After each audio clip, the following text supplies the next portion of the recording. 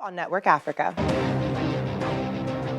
Kenya to close 2 refugee camps hosting more than 400,000 people by June 30th, 2022.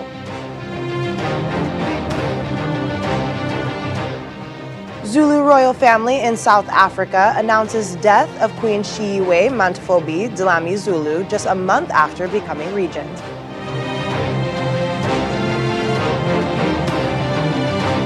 Plus, bodies of Spanish journalist and Irish citizen killed in Burkina Faso arrive in Spain.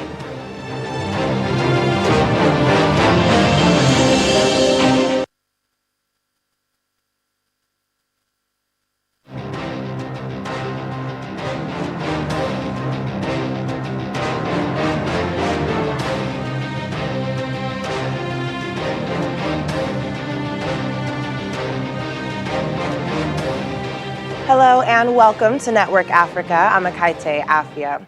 Kenya says it has formally communicated to the UN Refugee Agency that it will close the Dadaab and Kakuma refugee camps on the 30th of June 2022. Interior Minister Fred Matiangi made the announcement after meeting the UN High Commissioner for Refugees, Filippo Grandi. Mr. Matiangi said a team of officials from the government of Kenya and the UNHCR will fast-track the process, which is set to begin in May 2022.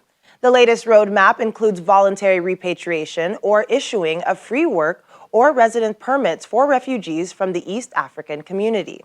In March, the government gave the UN a 2-week ultimatum to come up with a roadmap for the closure of the 2 camps, which host more than 400,000 refugees, mostly from Somalia, South Sudan, and the Democratic Republic of Congo. The UN High Commissioner for Refugees, Filippo Grandi, is asking for more support to help Burundian refugees who are choosing to go back home. Ending a 2-day visit to Burundi, Commissioner Grandi praised the progress made towards helping refugees find long-term solutions in the heart of Africa's Great Lakes region. He met a group traveling from Rwanda, hearing firsthand about their hopes and concerns. Grandi notes that in a region known for violent and complex conflicts resulting in forced displacement, he has been encouraged to see an increased focus on finding solutions for refugees, especially for Burundians.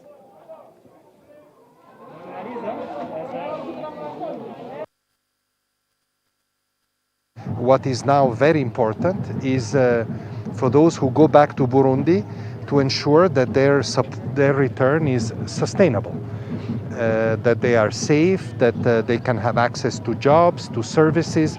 I saw some kids that haven't gone to school for quite some time, so it will be important that once they're back home, they can have access to all this.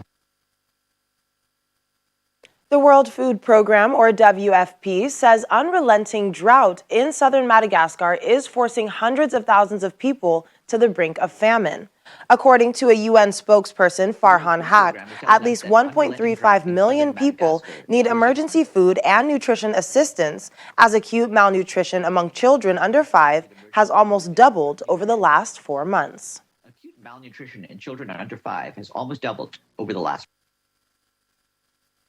Increasing the number of women deployed is not enough. We need to transform our institutions and the way we do things to ensure that women can participate and contribute fully as part of our peace operations. And the ELSI initiative has been an essential partner in providing support and resources to achieve this goal, both to troop and police contributing countries and to UN-led initiatives. We cannot wait for 30 years, for instance, for gender parity to be reached by military troops. It is estimated that it will take 12 years for formed police units to reach parity, 8 years for individual police officers, and 7 years for military observers and staff officers. So with the good experience that we have, we should be able to condense these statistics and move even quicker. Zulu royal family in South Africa has announced the death of its monarch, Queen Shiywe Mantfobi Dlamini Zulu, just a month after she became regent. The 65-year-old became interim leader of the country's largest ethnic group last month after the death of her husband, King Goodwill Zwelithini. South African President Cyril Ramaphosa has offered his condolences to the Zulu royal family and the Zulu nation, saying the country's thoughts, prayers, and hearts were with them in what he called this hour of compound grief. The Queen's prime minister said her death had taken the family by surprise and they were utterly bereft. He also dismisses all rumors that the Queen had been poisoned. A successor to be the ruler of the 11 million strong nation has not yet been named, as the Queen's death raises uncertainty about the succession process within the Zulu royal house. It is with the deepest shock and distress that the royal family announces the unexpected passing of Her Majesty Queen Shiwe Mantombi Dlamini Zulu, the regent of the Zulu nation. This has taken us by surprise and left us utterly bereft. It is true that the Lord alone knows the days that He has allotted to each one of us. On behalf of the royal family, I wish to assure the nation that while we are all rightly grief-stricken, there will be no leadership vacuum in the Zulu nation. Further announcements on Her Majesty's funeral and the necessary arrangements will be made in due course. May Her Majesty, our regent, rest in peace. The bodies of 2 Spanish journalists and an Irish citizen who were killed in an armed ambush in Burkina Faso has arrived in Spain. The 3 men were on anti-poaching patrol near a nature reserve in eastern Burkina Faso at a military air base in Torrejón de Ardoz near Madrid. The 3 of them and a member of the Burkinabe armed forces went missing on Monday after a morning attack on a convoy of security forces, forest rangers, and expatriates. The journalists, identified as David Berrien and Roberto Fraile, were working on a documentary when they were killed. Burkina Faso is facing a deepening security crisis as groups with links to Al-Qaeda and Islamic States step up attacks on the army and civilians despite the presence of French and UN forces.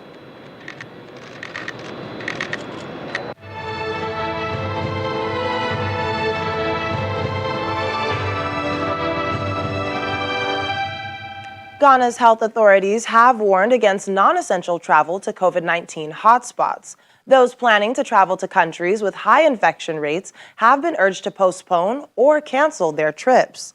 The government mentioned Asia and South America as some of the regions with alarming rates of infections. Health officials at the Kotoka International Airport had noted an increase in travelers testing positive for COVID-19. The authorities want people arriving from countries with increased coronavirus cases to present themselves for another test 3 days after arriving. Ghana, which was the first country to receive COVID-19 jabs in March under the Global Sharing COVAX scheme, wants to vaccinate 20 million people by the end of the year. It's World Immunization Week, celebrated every year in the last week of April to promote the use of vaccines to protect people of all ages against disease. Immunization saves millions of lives every year and is widely recognized as one of the world's most successful health interventions. However, the World Health Organization says there are still nearly 20 million children in the world who are not getting the vaccines they need, and many miss out on vital vaccines during adolescence, adulthood, and into old age.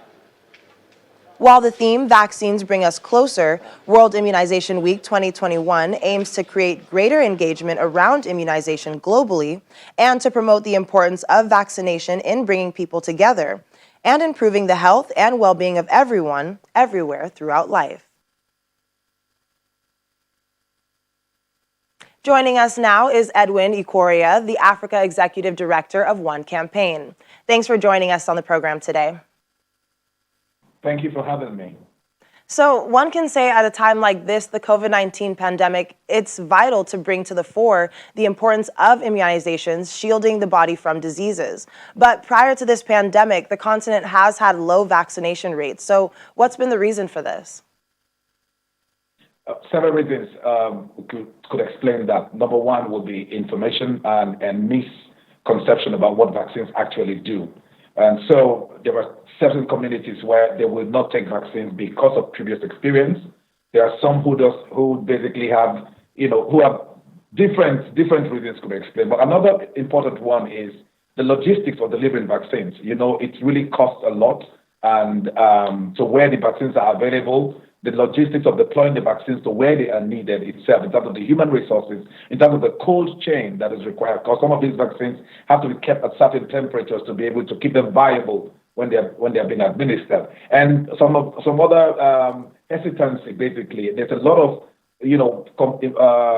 anti-vaxxers, people who basically just work against vaccines. They believe it is not the best way to immunize people, and so they speak against it. All of these things combine together to look at a very low immunization rate. But more importantly, I think really it's about the availability and the cost of getting vaccines to people, which has not really been at the best level in Africa. Well, you've definitely noted some important challenges, but what can be done to improve the level of vaccination on the continent? So several things. First of all, it's investment. Investment is the key ingredient. Basically, African countries need to put money behind procuring vaccines. Currently, we have Gavi, the Vaccine Alliance, that is helping to mobilize, aggregate vaccines and do bulk purchase and deploy in many countries. But when you look at the actual allocation to vaccines procurement by African countries, you see it is really, really very small compared to the rest of the need. And so we're in a continent where several million babies are given birth to every day. It just shows that you need to also up the game in terms of investment for vaccines to be procured. But another component will be that the vaccine manufacturing capacity itself, the cost of procuring vaccines, because almost all of them are coming from outside of Africa, it becomes really expensive to do this. So the shift towards procuring manufacturing vaccines locally will increase that. But I think if the vaccines are now available, the next conversation that needs to happen is about giving the right information to reduce the hesitancy that you see. People who have had adverse effects from vaccines, need to be shown that indeed something's happened, but also given the ways to seek redress, and also, work with the traditional institutions to give the right information about why vaccines are necessary for kids. So all of these put together, a comprehensive program actually will be required to improve the vaccine take-up in Africa. And as you did mention, there has been hesitancy in taking the vaccine. So what can be done to encourage public participation? Right now, a key point is information. There's a lot of dis and misinformation around the continent, where people are being told it is 666. People are being told when you take the vaccines, your reproductive ability will reduce. All kinds of information exists. And that is the first thing you need to combat. You need to combat that misinformation. You need to provide information about what exactly vaccine does, to the body, and how it helps build your own immunity against these deadly diseases that need not kill people in this day and age. I think if people get the right information, if the information is given by leaders and influencers that they believe in, the traditional leaders, the religious leaders, all of these could help improve, vaccine uptake and reduce hesitancy that we're currently experiencing. All right. Well, Edwin, thank you so much for joining us on the program today. Thank you for having me.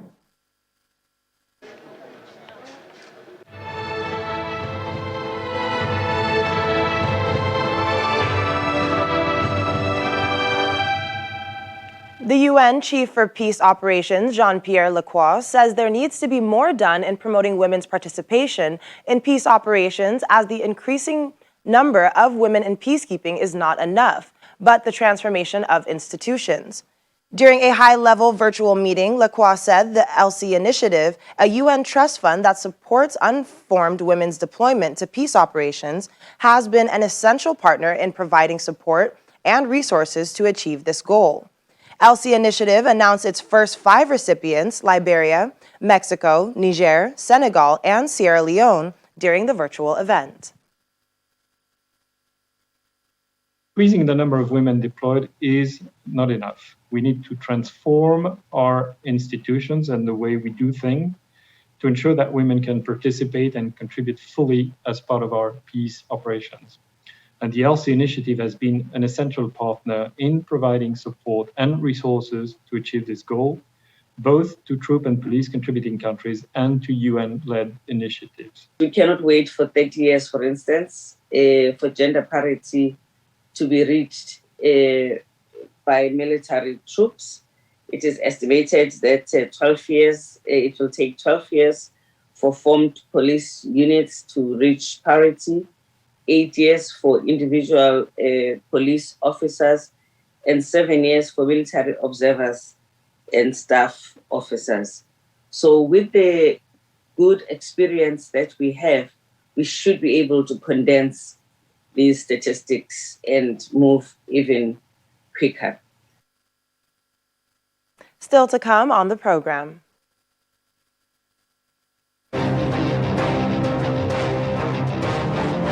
If you're interested in learning how to fly a drone, our Africa Tech segment has got some tips for you. But that's after the break, so please stay with us.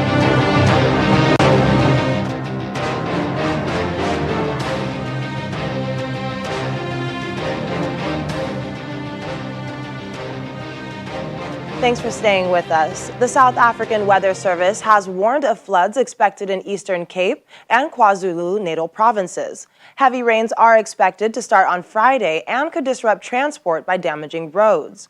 Residents have also been warned of light snowfalls expected in the Drakensberg mountain range. The Weather Service said a cold spell of the season was expected around southern, central, and eastern parts of the country.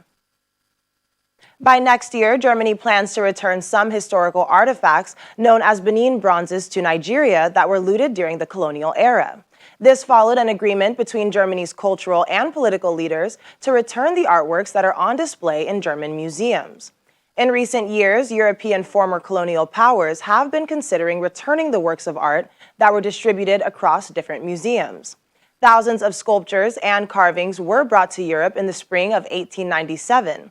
The loot of British soldiers and sailors who conquered the West African kingdom of Benin, in modern-day Nigeria's Edo state, and there has been a growing campaign to return them.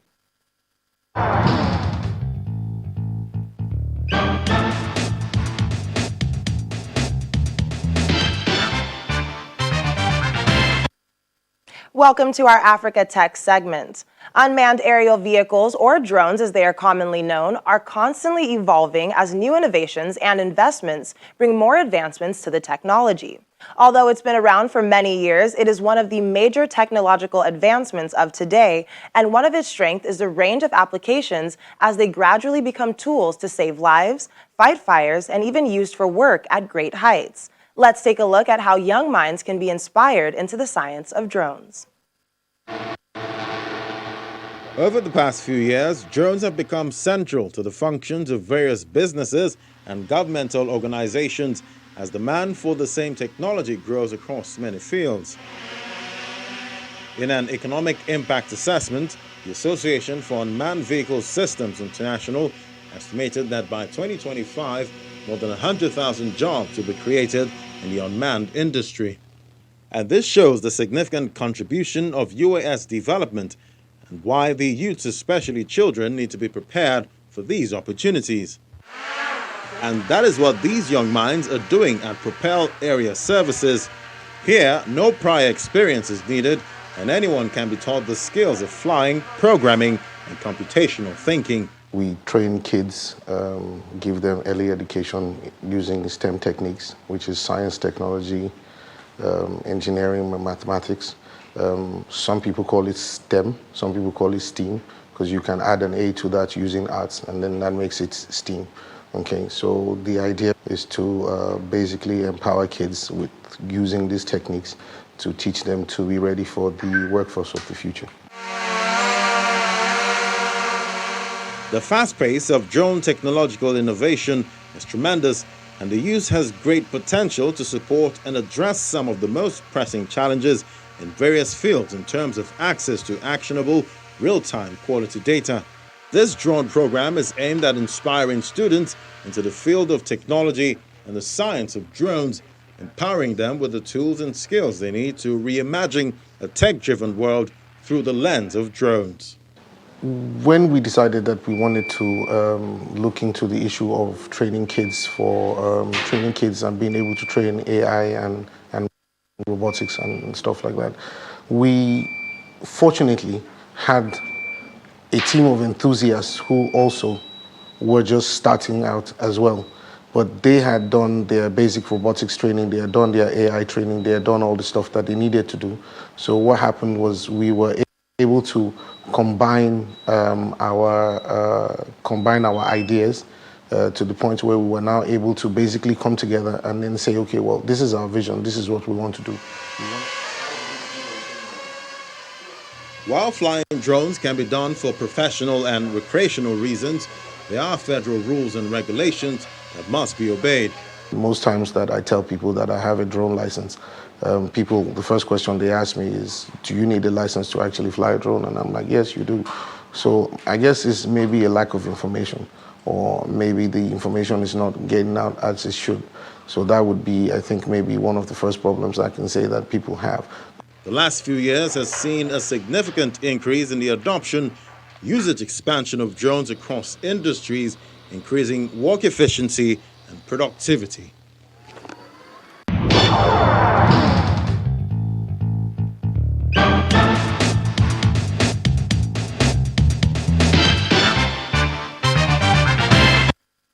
Ever wondered what it would be like to be in a house most unusual? From the transparent house in Japan, the skateboard house in the US, and even the aeroplane house in Abuja, Nigeria, there are quite a number of those fascinating attractions around the world. Then there are upside-down houses. Channels TV's South Africa Bureau Chief, Betty Dibia, brings you one of those today from the country's northwest province. Although the media-shy owner of this particular upside-down house declined to speak with Betty, we were given freedom to roam inside. No, your eyes are not deceiving you, nor are they seeing something from a Disney World set. Everything inside this house is literally upside down. Let's go. So cool. Whoa! This is so cool! It's upside down. Everything inside the house is also upside down. From the bed to kitchen appliances, couches, signage, and even the bathroom. I feel so dizzy and excited because I am always like tipping over and falling, and I explored this place and it's so good. Outside, the dog is upside down. So is his kennel. And then there's a man on the other side, a guest, or probably the owner. He is upside down. As amazing as all of this is, the house does tend to leave a certain unusual effect on visitors. I think this sign is meant for people like me. This place is actually messing with my mind. It's hard to deal with. The house, it's so cool. It's like gravity shifting, tilted.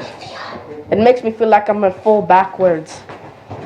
There's a table and another couch. I don't even know how they're stuck up there. Your mind's definitely not playing tricks on you. We're at the Upside Down House in Northwest Province of South Africa, built in 9 months by the owner in 2019, and it's one of 26 found around the world. He says that he got the idea from one found in Poland. The Upside Down House in the Northwest Province of South Africa is one among a number seen in different parts of the world, about 26 of them. If flipped right side up, it's very much habitable.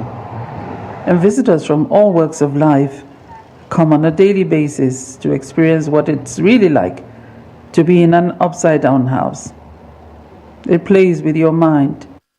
Actually, my life is ups and down, and inside also everything is ups and down. So it's a good experience for me inside. Okay, my mind is still quite upside down, but I'm happy I came. From the Upside Down House in Northwest Province, South Africa, Betty Dibia, Channels Television News. Well, I think I might be getting dizzy just looking at that. That's all we have for the program. I'm Ekaite Afia. Have a great weekend and stay safe.